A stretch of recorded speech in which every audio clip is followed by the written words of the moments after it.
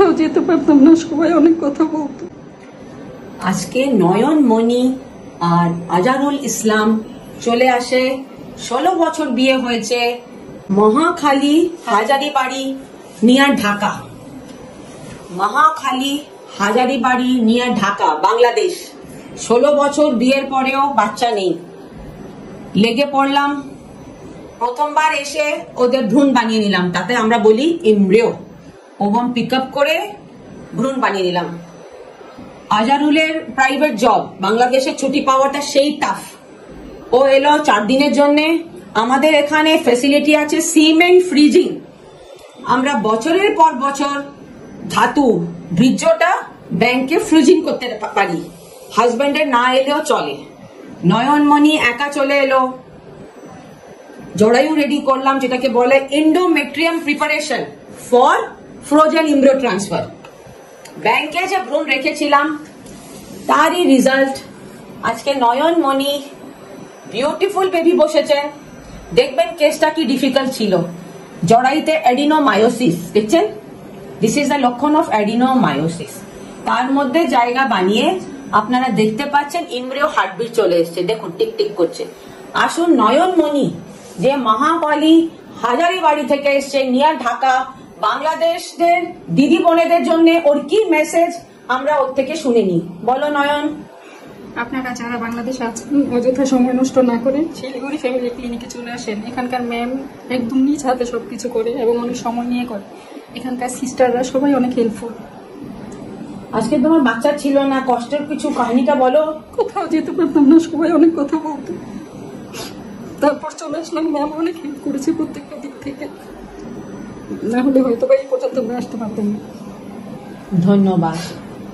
Thank you ম্যামকে, family ক্লিনিককে thank you.